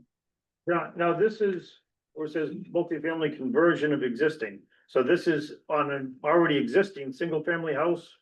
That's A. That's what A would be. Okay. And again, this isn't all one package. You have to accept all or none. These are 3 options for housing development opportunities. So that's for new building, new houses, like C, for instance, on new lots of 2.5 acres or more, you could go with the 4. Correct. Buildings in one building, one structure. Correct. And broadly speaking, and this is obviously up for discussion too, broadly speaking, that these would be, as of right, people would not have to come through a special permit process for this. Why is it 2 doors for one and 1 door for the other? My sense was, if you are dealing with an existing structure, you're running into some sort of built-in restraints on what you can do and ways of modifying it. It might not be possible to put in side entrances, so it's just leaving the possibility open. But if you're building something new, it's easier to do. But like, if you look at the duplexes that exist, like the one on Herondine, they have two entrances, they have two garages, and Mhm. I'm not opposed to two for those larger structures. I think that in a way it looks better, and if I was living in one, I'd want to share access with fewer people, I think, you know what I mean? So the one. I'm good, I'm good with two. I don't know, I feel, looking at a lot of the designs and layouts, I think that one limits a lot. Just my preference. Do our current regulations have any restrictions for number of exterior doors facing a street? No, I don't believe so, particularly because you really only, anything that's not a single family residence is multifamily. And so that's those really onerous regulations are get triggered. So, Okay. yeah. And it would look stupid to have a normal size house with like 4 doors, but I don't think that two, you know what I mean? Like, I think the one limits too much, that's all. So I was trying to be, and specifically Amy, to your point, I was trying to be responsive to some of the community concerns that sort of eliminated the possibility of duplexes in town, you know, for 2 decades, essentially. Yes. Yeah. And again, I recognize this is a lot to sort of look at right now, but yeah. So if Thanks. you have an existing residential structure that's less than 4,000 square feet.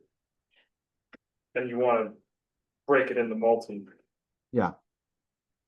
Are we limited by the number of dwelling units? Good question. I think certainly if these 3 things were adopted together, certainly you could do a 2-family as of right. If you wanted to go more than that, if you had 2.5 acres, I think the answer is yes. If you can figure out the door situation, which again, you know, maybe creates an arbitrary thing. But so if you had a 2,500 square foot house on more than 2.5 acres, you wanted to add 2 or 3 units, I think this would allow you to do so if you could figure out the door. Okay. John, just a question on A there. Yeah. 6 units and 4,000 square foot, that only gives you 666. 666 square foot. I think that's pretty small. It is. I don't think we should be going less than 1,000. I think I might, well, I might quibble with you there, but that's, I mean, that's something to consider. The trick is, for the town actually,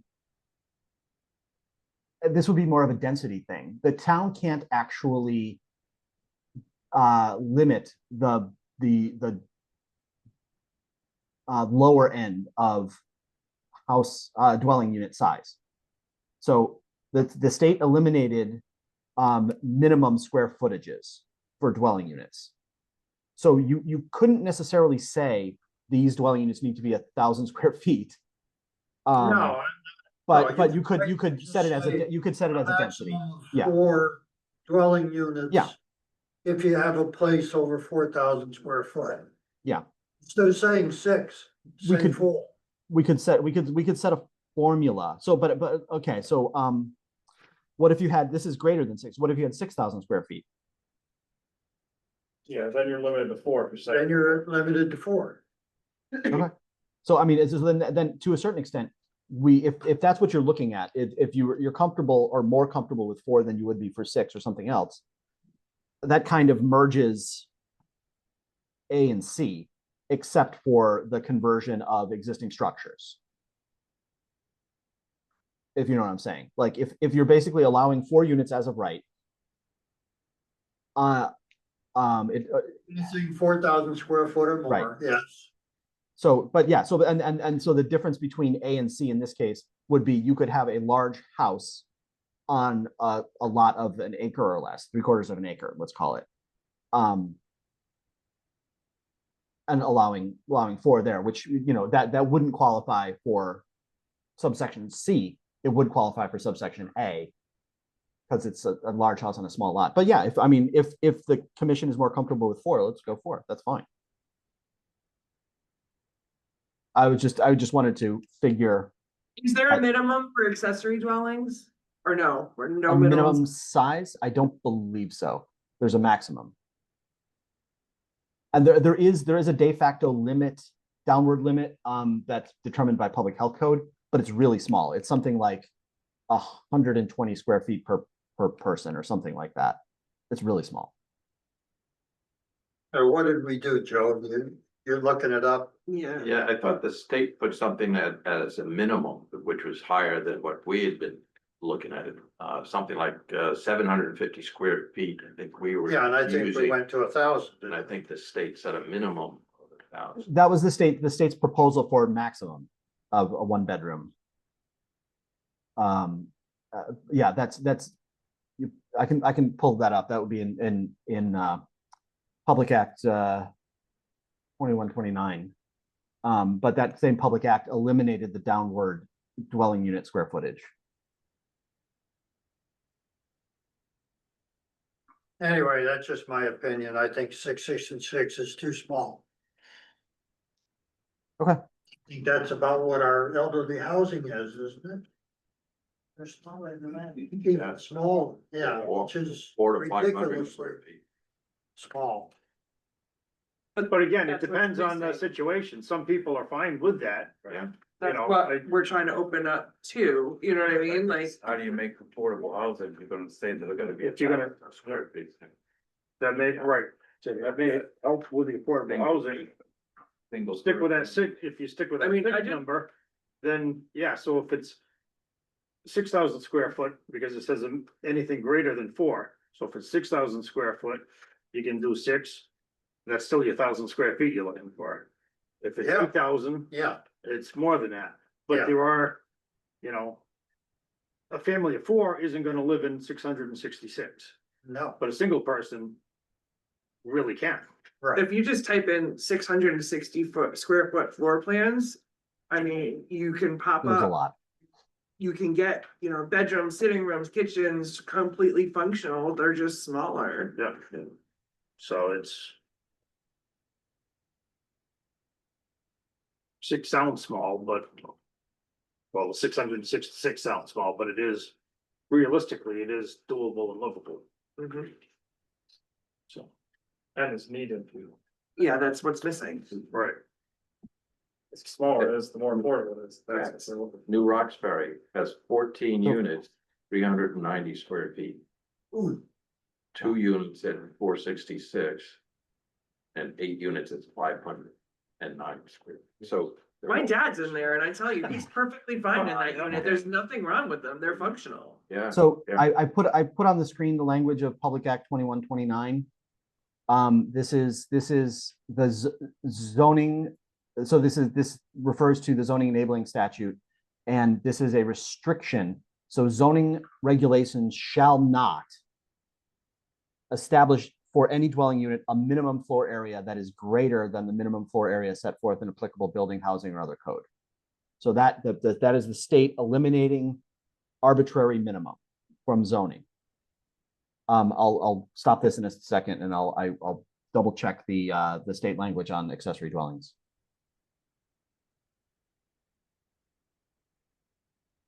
But a lot of communities, one I work for down in Clinton on the shore, for years you couldn't build a house if it was less than 1,200 square feet. You couldn't. It was not allowed. So that's what that eliminated.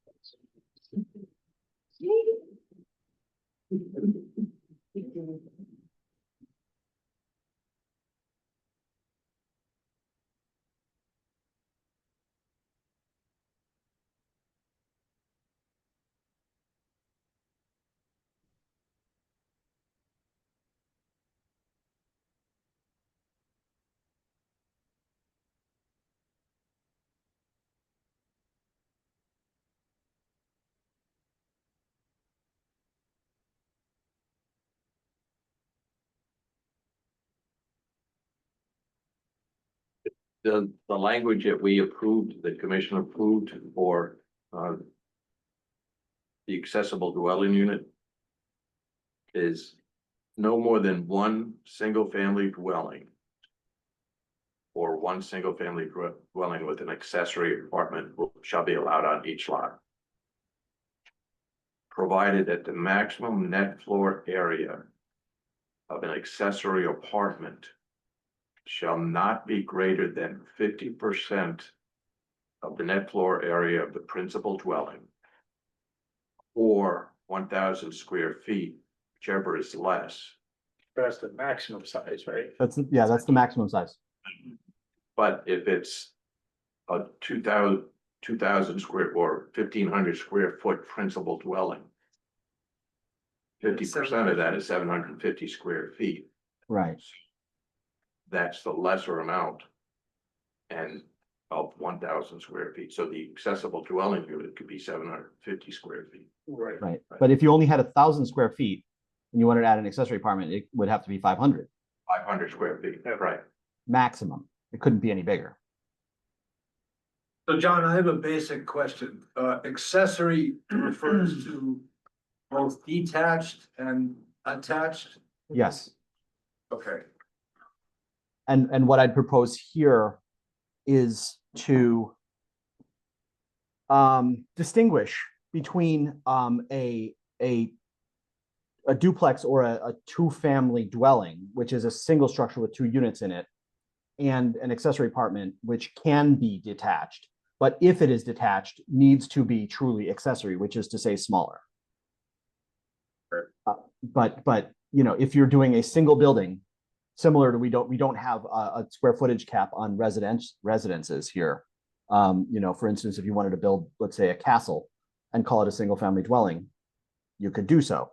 And this would basically treat a two-family in exactly the same way. So could you build a McMansion and have a slightly smaller McMansion on the same property? Well, the current regulation would say it has to be half the size or less. Okay. Or Right, but 1,000. yes, or 1,000 square feet, which is whichever is smaller. 2,000 square feet. Once you get above 2,000 square feet in your main house, your accessory is 1,000. That's it. Right, that's your cap. But if it's my point here is that if it's a single structure, the cap would be lifted. Well, that's where I think I came up with 1,000.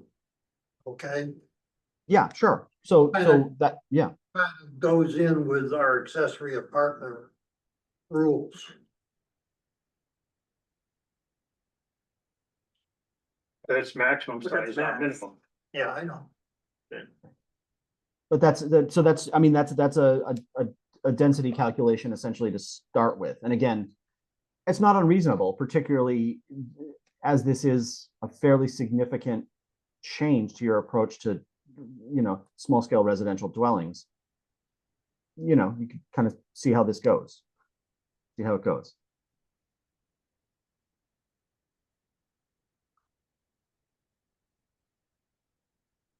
John, are there growth limits that towns can impose? Let's say this regulation, as you said, opens up a lot more opportunity. Mm-hmm. There be like a speed control on this that no more than 10 of these units in a year period or something like that? I'm not certain you can do that via zoning, because there is what's called the McKenzie rule, which is essentially you need to treat all properties within a given zone the same way. So if, you know, 2 people submitted identical applications on the same day, and you had a cap, right, of okay, first 100 new dwelling units are approved, and after that, no. But if you had 2 people that submit identical applications the same day, you process the first one, and that was application number 100. The second one was 101. I don't think you can treat those differently by a zoning. It's possible that by an ordinance and maybe special act, the town can play around with that. But I think hopefully I've answered the question. It's not as Thought I had seen that some other types of applications or zone regulations. Yeah. Yeah. Yeah, but it needs to be generally applicable across. So for instance, if we open this up and said there's a 100-person cap and then 150 applications come in the very next day, how do you distinguish them? And so I think, this would be, and here's the thing, nothing is going to happen fast. I think, we've had accessory apartment regulations across the state for 3-4 years now, and it's been a trickle. Woodstock has probably in the last 4 years had, I don't know, a dozen, maybe 15 over 4 years. So I wouldn't necessarily think that any of this is going to happen fast, and I think there would be plenty of time for the commission to sort of gauge progress and determine if we need to change direction. But it's a worthwhile question.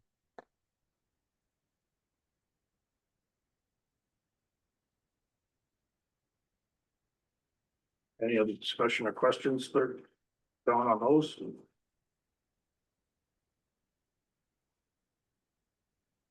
So yeah, I would just ask again, I kind of fleshed some of this stuff out relatively recently, and so this is the first time you guys are taking a look at this. I would say let's live with this for a little bit. You guys take this home, give it some thought, and then let's try to refine it, and see if anyone wakes up in the middle of the night screaming at the nightmare scenario in Woodstock, and we'll see how we feel about it in a couple of weeks. Yep. Sounds good. Thanks, John. Thank you for your thoughtful consideration of this. I'm heartened. We'll keep John right in the spotlight here with next on the agenda is the POCD updates. I don't remember what we talked about last time. I We're think doing last development in the next one. we're doing what? Economic We're having an economic development discussion. I will be generating over the next week to 10 days the second chunk of actually written stuff, which is Woodstock history, demographics, housing trends, and stuff like that. It's just basically demographic facts, but there will be a piece of writing for the POCD committee to consider at their next meeting. But the discussion at the meeting itself will be about economic development, and that is the 4th, November 4th. Yes. The first Thursday, right before our next planning and zoning. You're So- welcome to attend. Come early. For popcorn. We'll do pizza. Do we have a popcorn budget? Yeah.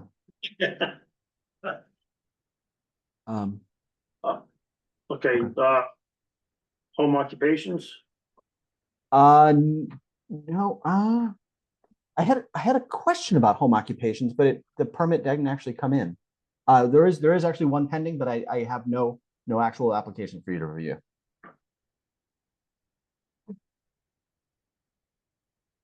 Brings us to citizens' comments. Wendy Costa, I came primarily to remind the commission that next Wednesday, there we go, is the housing community conversation as a result of the survey that the Commission on Aging did. But I also want to say, I live in an accessory dwelling unit. And I believe it's 750 square feet, but because it's a separate dwelling unit, I do have the benefit of a basement and some attic storage, so, but it is plenty for a single person. I have a kitchen, I have a dining room, I have a living room, I have a bathroom, I have a bedroom, I have everything I need. The best thing I could have done in my life.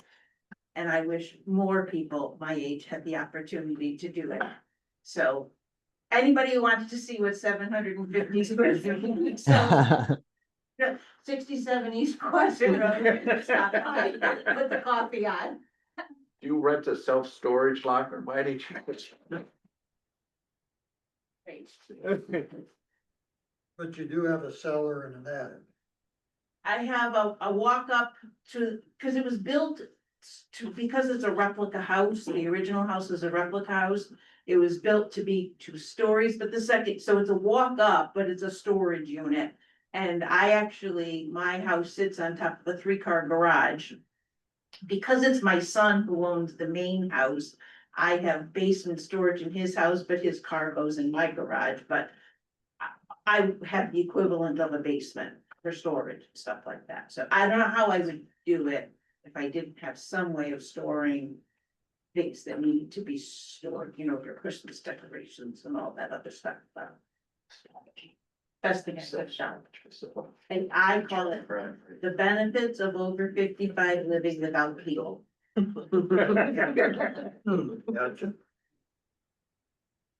Any other? Can I just kind of, one quick question about that? So is that storage space, calculated into our maximums and minimums that we're No. talking about, square footage? Or it's not considered. Or it's just a living space. It's a living space? Yeah. Gotcha, okay. Any other citizens' comments?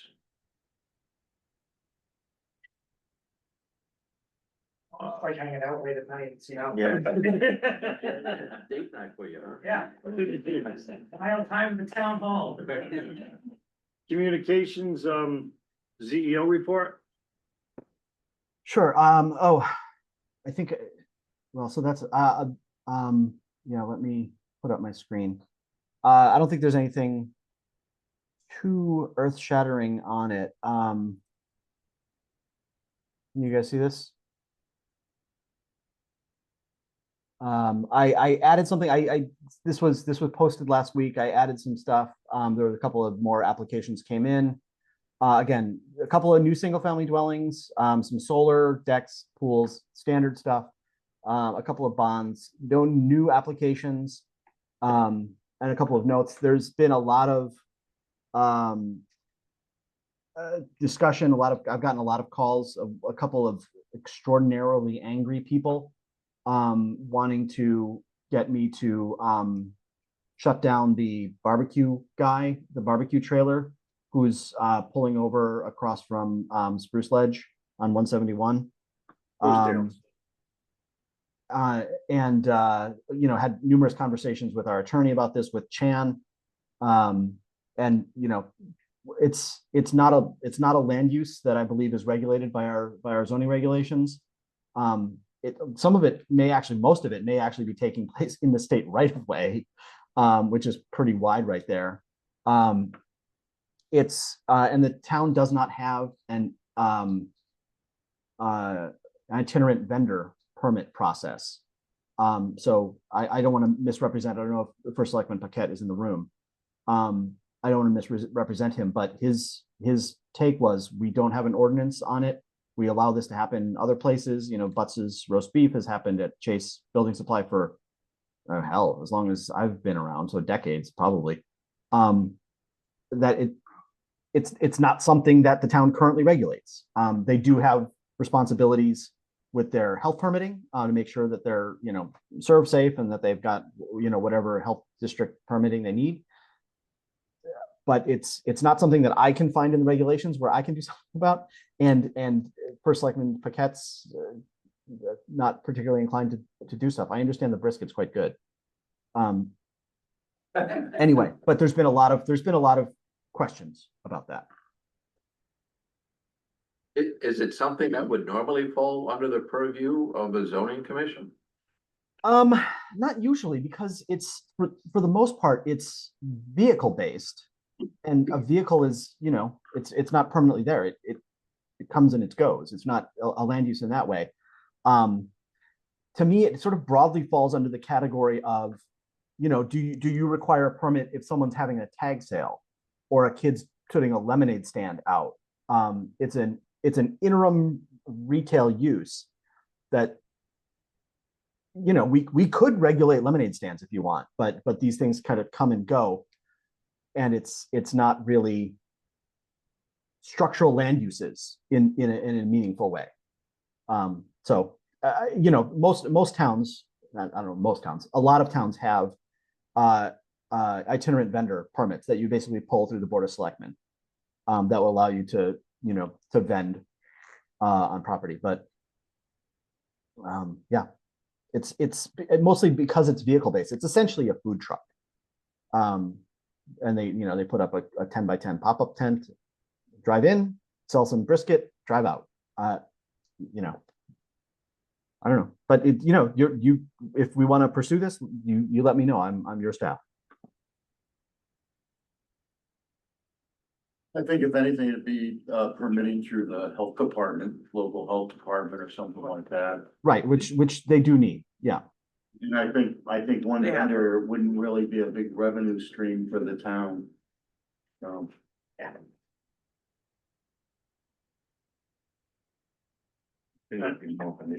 So that's anyway. I'm happy to answer questions that anyone has about the activity report or other stuff we've been working on. Anybody have any questions on the activity report?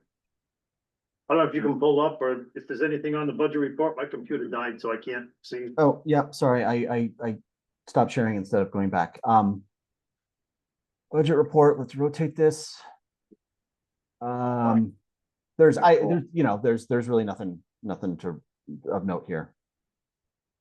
We're still at 92.5% of your budget.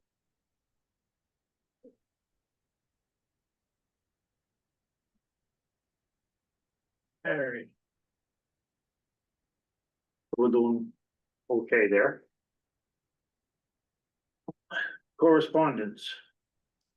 So there's a couple of pieces of correspondence. Yeah, sorry, I can put them up. Go ahead, Mr. Chairman. Sorry. We've got the one paper that Wendy was just talking about. We better get that.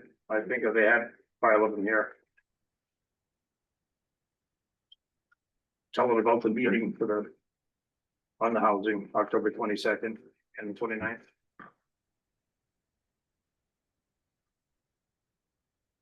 There you go, that one there.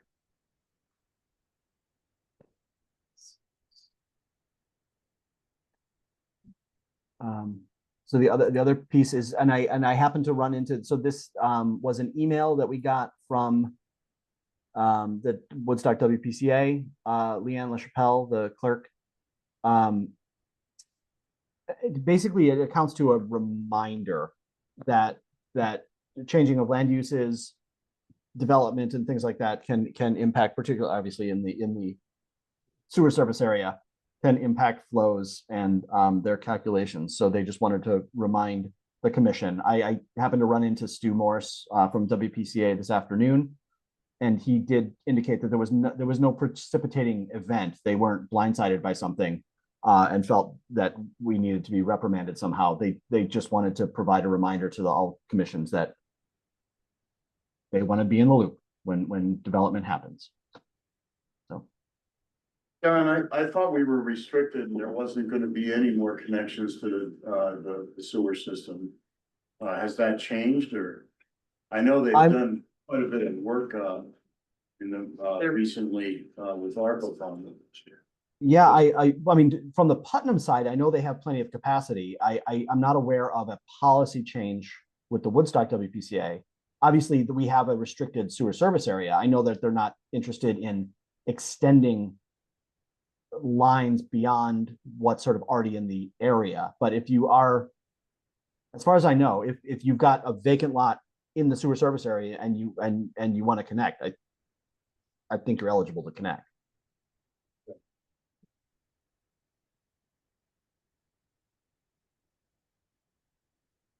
But yeah, again, I don't think they're looking to expand the sewer service area. That's the avoidance policy. But if you're in the area, yeah.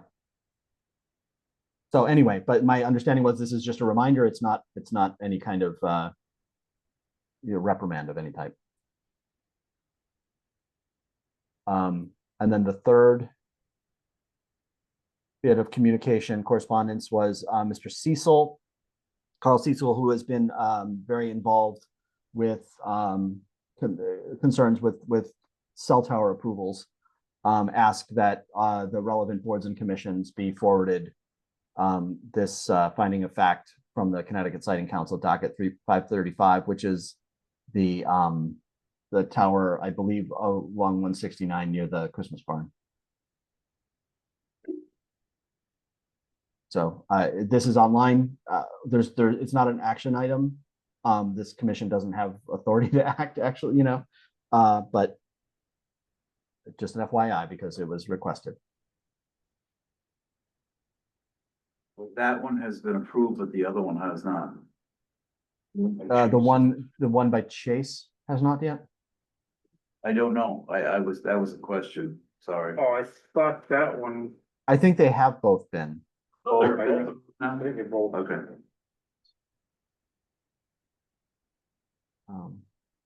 So at any rate, I don't have deep knowledge of the Connecticut Siting Council's decision, so I'm really not able to answer questions about this one. It's just, again, it's an FYI. That's all the correspondence we have, John? That is all the correspondence I have, Mr. Chairman. Thank you. We're just item 12. Second. All in favor? Aye. Opposed? Motion passes.